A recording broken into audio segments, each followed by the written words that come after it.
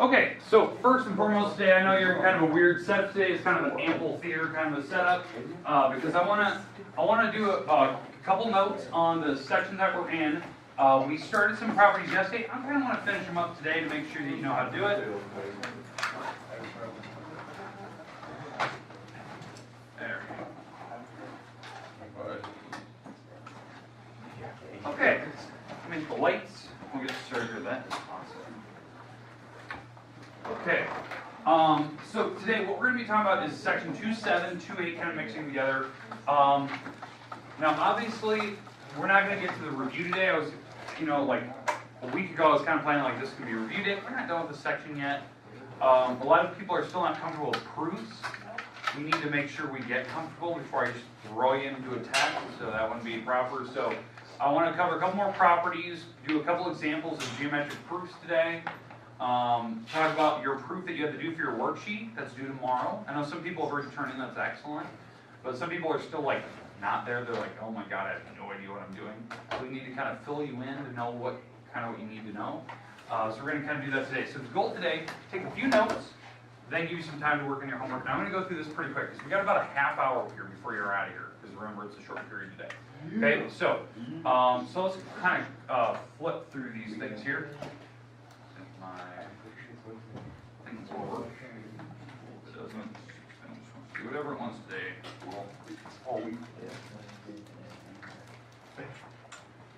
There we go. Alright, so okay, so previous postulates we did. These are the ones we did yesterday. You shouldn't have to scramble to write these down unless you were gone. We did postulate 2.8. Points at any line or segment can be put into one-on-one correspondence with real numbers. When you pick letter A, you can call that 0. You can pick letter B, any other positive number. It can be negative. And then you can draw your number line, right? We talked about that where if you establish the space between dots, you can find what the next dot's going to be, right? So if B is at 3, where is C going to be? 6. You know the spacing, right? That was 2.8. Now, what we called this one yesterday, we called this the ruler postulate. It's how you set up rulers. It's how you set up number lines for the first part. And again, once the website publishes today, then I'll have some information about like where the ruler comes from and all that. So I'll post that later today. Hopefully it'll post. All right, 2.9. We talked about this one yesterday. Is how you add segments together. Segment addition, where you can add one small piece to another piece, and then you add up, and it makes the whole thing. Here's the shortcut that I forgot to tell you yesterday. When you add segments together, like this, here's the shortcut that I always think about. When you're adding segments, like let's say it was DE plus EF, right? You're going to add two segments together. How I know what the final answer is going to be? The two middle letters cancel each other out because they should be similar letters, and your final answer is DF. It's the outside letters. Well, that works for here. When you add AB and BC, the middle letters would cancel, and your final answer is AC. That's how you add segments together, right? AB plus BC, you cancel out the middle letter, and it makes the whole stick, A to C.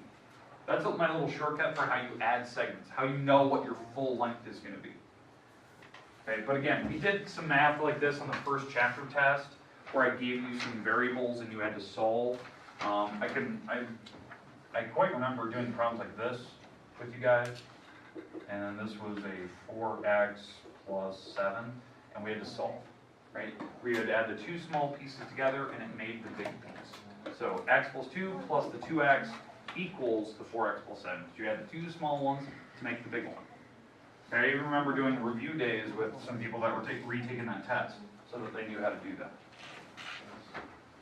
Okay, so that's segment addition. Now the last thing we talked about yesterday was theorem 2.2.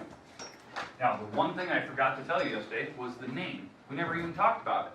Right, so 2.2, the theorem itself, these were the three parts, reflexive, symmetric, and transitive, right? They're all the properties we've had on our property sheet, The big thing was yesterday was just knowing that these properties can apply to geometry shapes, right? We talked about, they apply to algebra. They can, set 6 equals 6, or, symmetric, I can take an algebraic equation and flip it around, y equals 2x plus 6, and switch it 2x plus 6 equals y. That's symmetric, and then transitive string things. But what this theorem is saying is that I can apply them to these shapes. These are actually geometry shapes. In fact, what is this? What does this mean? AB with a bar above it. You Segment. you go. Line AB. Say it? Segment. You Segment. can measure it. Yeah. That's what I was. Yeah, you can measure it. It's a segment, it's a line. It's an actual geometric shape, right? We can apply these properties and algebra properties to geometric figures, right? Well, I forgot to tell you the name of this one. The name of this theorem yesterday is actually called the segment congruency property. So, segment congruence, that's really what they call it now. I just put properties up, but this is segment congruence, or segment congruency. That's what they call it in other textbooks, right?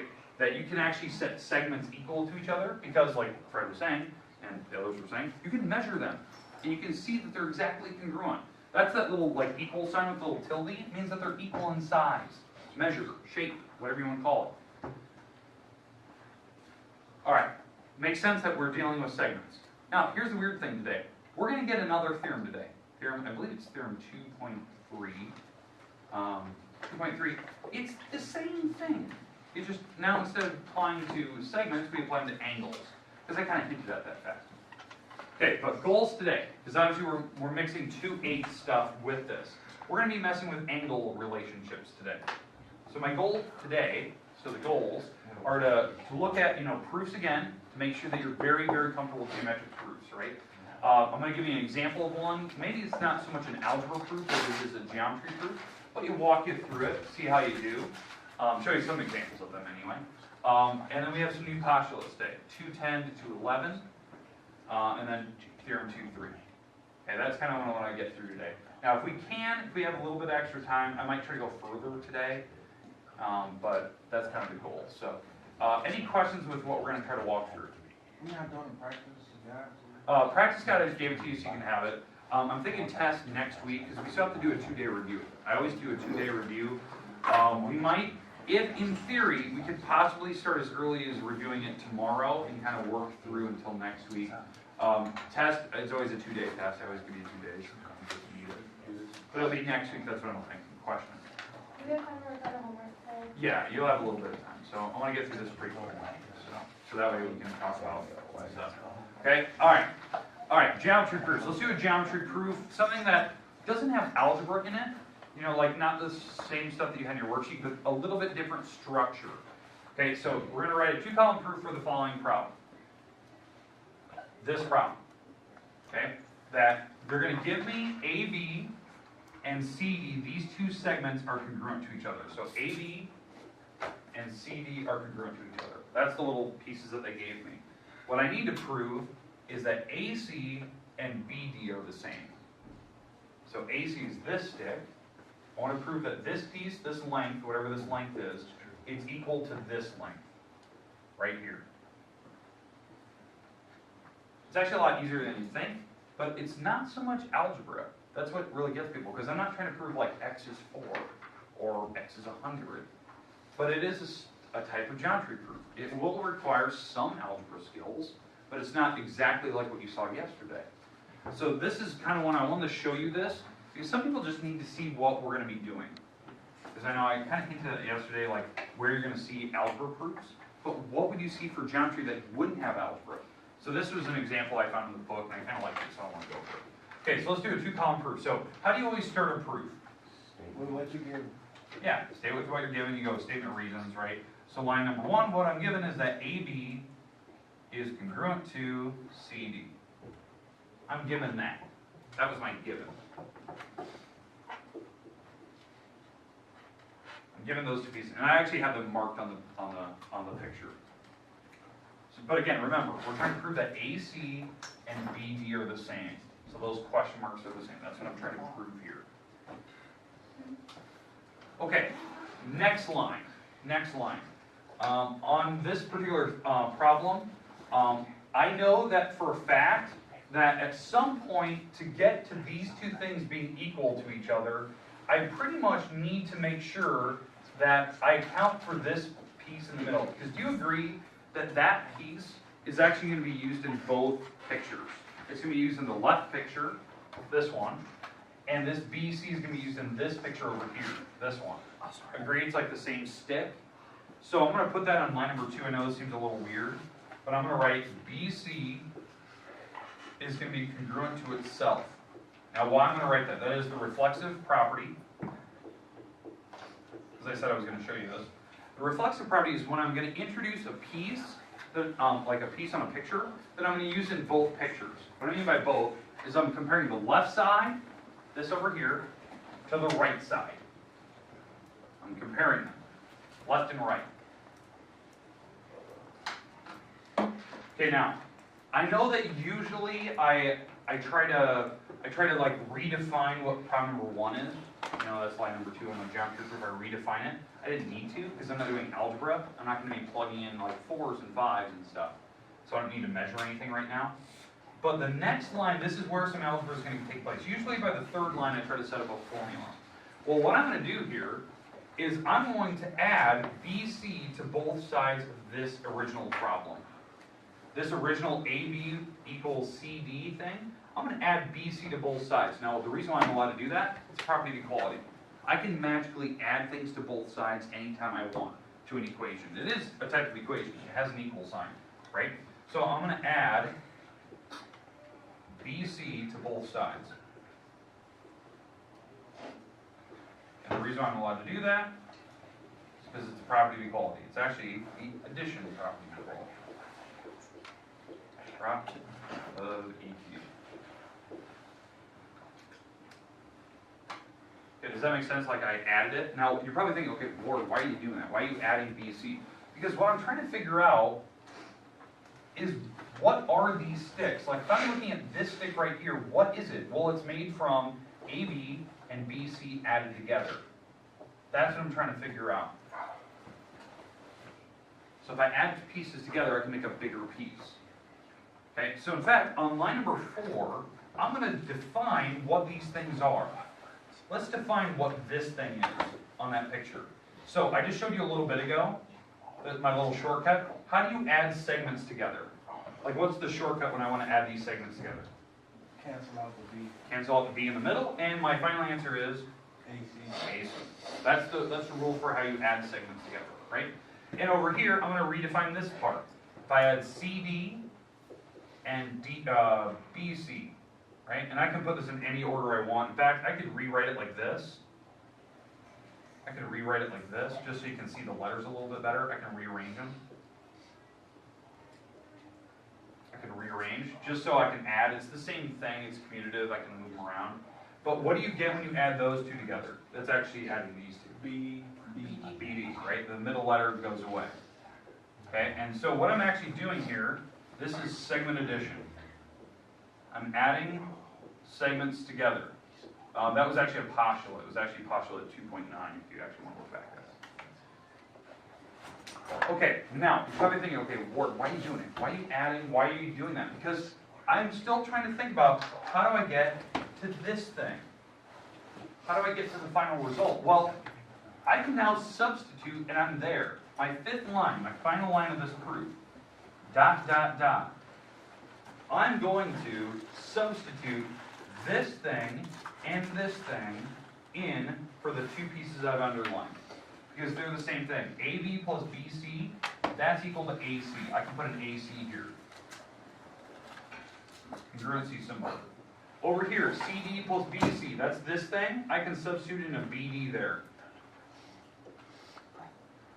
And line number 5, I just did it by substituting. I substituted things of equal value. And that's what I was trying to prove. That's why I put little ... I was trying to prove that AC, the stick, is equal to BD, the stick. And I actually did that. Now, most people look at that and go, Ward, how do you know? Like, how do you know the steps to go through? Number 1, you have to start with what you're given. And number 2, you have to think about, how do I get to the end? What did I need to do? I needed to, at some point, to prove that this stick, AC, is equal to BD, and the only thing I was given was this. Those two pieces. Well, if I need to prove this thing is equal to this thing, pretty much I just need to add these two pieces together and add these two pieces together, because this piece was shared in both pictures. This piece. And these two are already equal to each other. So I was kind of figuring out, okay, if I can substitute it in, I can show you that they are the same. Because I can show you by adding that they have to be the same length, which is what I did. Now, obviously, am I going to expect you to do that right now? No. But I'm showing you that we are still using algebra skills. You're adding things to both sides. You're substituting. Now, algebra is still in there. Our properties we're getting are still in the middle of a geometry problem, even though it doesn't look identical to your homework that you just did. And obviously, I'm mixing some new properties in there. We're going to do a couple more of these. Probably tomorrow, I'll try to give you a couple examples of these tomorrow. Or you can try out a couple, we try to talk you through. But now, the goal is, like, we're going to get better at this throughout the year. The thing is, what you should be good at least by tomorrow, is better at the algebra proofs. Can we do an algebra proof? That's the type of thing that I want to make sure that you can do. Okay? All right. Let's get rid of this.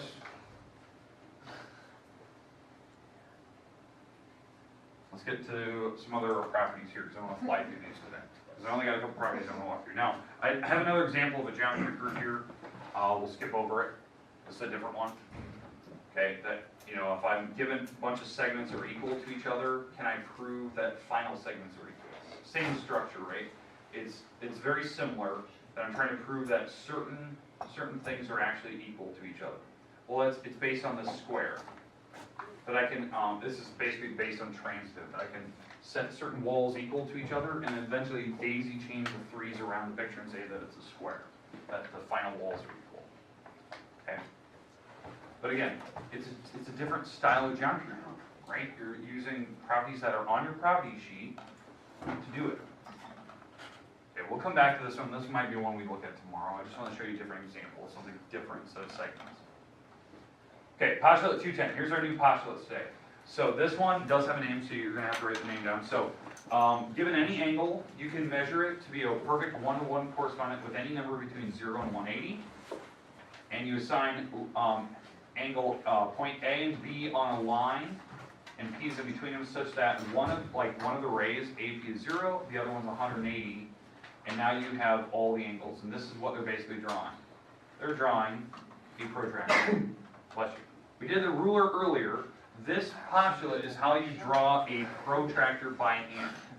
You draw a line that are opposite rays that face opposite directions. You assign one of them 0, you assign the other one 180. So this one would be 0, the other one would be 180, and now you have all the numbers in between them. And what they actually explain is that you can find angles between things. What some people really struggled with was knowing what angles are.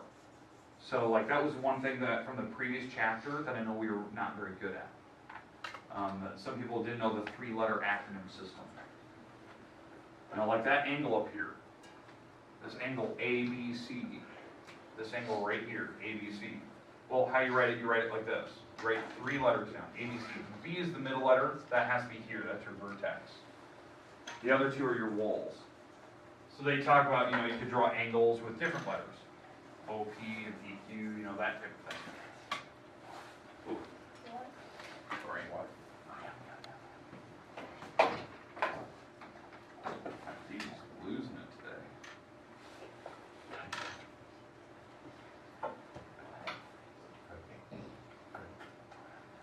There you go. So the idea is that you can find the measures of angles if you have a protractor, right? Because you line up 0, you line up where the middle is. You start with one of the numbers on 0, and now I'm going to use the outside track. Because again, I don't care where you start, but if you want to go from A to C, you have to count up 0, 10, 20, 30, 40, 50, 60, 90, 100, 110, 20, 30, 40. This is about 146 degrees, about where I ended. Now this other smaller angle over here, that could be a different name. Maybe this is angle DBC. That's a different angle. That's an acute angle over there. That angle is about 34. But do we see how like you can use a protractor? It is that you can draw one as long as you put the spacing the same. You go from 0 to 180 first, and then you establishes the numbers between. When you draw a protractor, you actually just put 90 straight up and down, and then you just make sure the spacing is the same for all the numbers going down.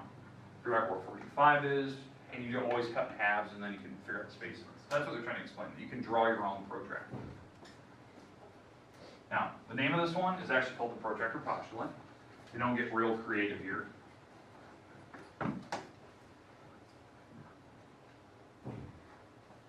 I should write that down. I know some people are still scrambling to write it down.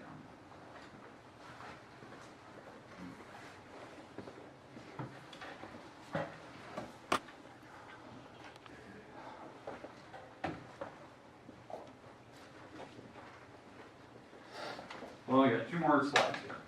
Got the next postulate and the theorem. That's it. Pretty easy.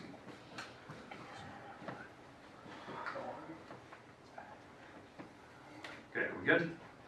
Are we good? Okay, well, I'm still right. Okay, good. All right, here we go. 11.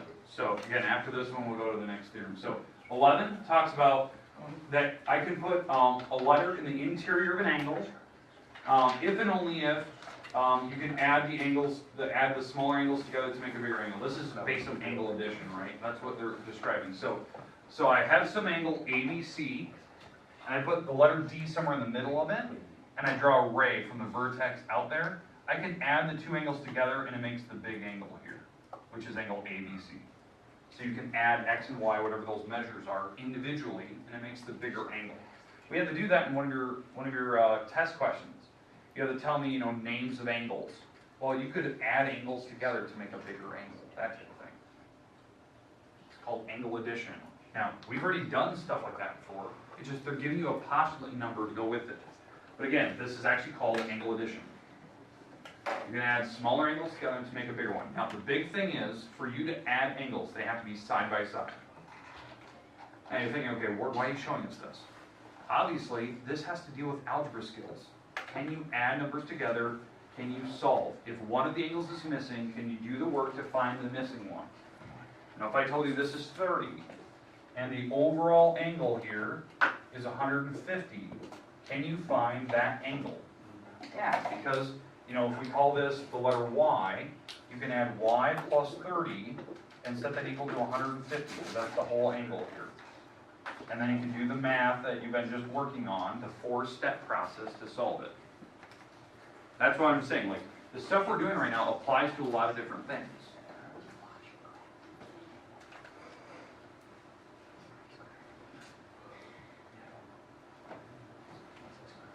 Okay, questions, comments?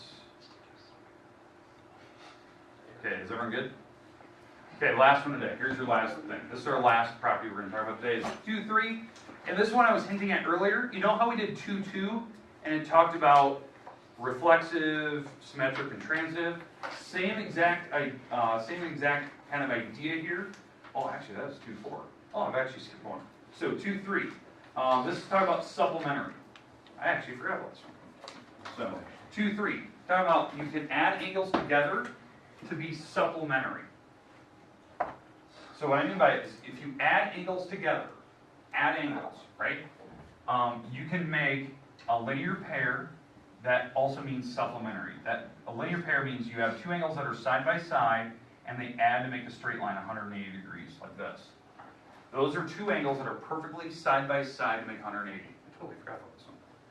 I was thinking I already had 2, 4, 2, 5.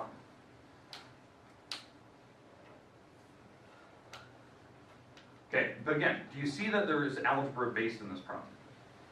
That you have to do a proof at some point, maybe to find a missing angle? If I gave you one of the angles, could you find the other one? Yeah. Because again, 2 angles form a linear pair, then they're supplementary to each other. Because a linear pair means supplementary. They mean the same word. Some people are really struggling with that in the first chapter. They're side by side, they make 180 degrees to make a straight line. Okay. You have the rest of the time today, because I said I want to give you about, you only have about 7 minutes today. But I want to give you time where you can actually work in your homework. Okay, homework today, worksheet 2.6. Now, remember, you had to go on my website, find that worksheet, you had to pick 5 problems from the back page, 16 through 15, pick 5 of them and solve them. Now, I had some people in this morning. Here's the rules. When you do problems, there's 4 steps you have to do. Step number 1, prop of equality first. Property of equality. Then, step 2, you substitute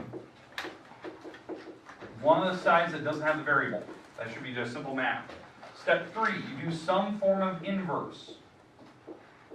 some form of an inverse. I don't know which inverse you're gonna do. Mullins, what are the two inverses that you have? Reciprocal and parallel. There you go.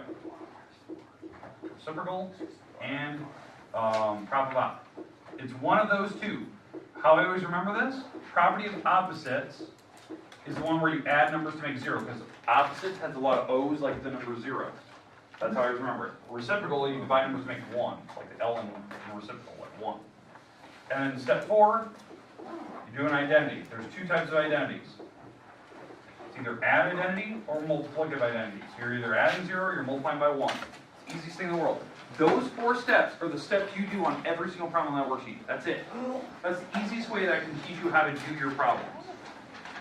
Property of equality, substitute, inverse, identity. Every single time. You have the rest of the class today to kind of work. Remember, tomorrow we're going to do some properties. You have a practice guide. Hold on to it. Don't lose it. Eventually we will start reviewing that. And so obviously I don't think tomorrow we're going to start reviewing. We might wait till Friday to start reviewing, because I still want to go through some geometry proofs. Make sure you kind of feel comfortable with how the algorithm mixes in. Question? Yeah.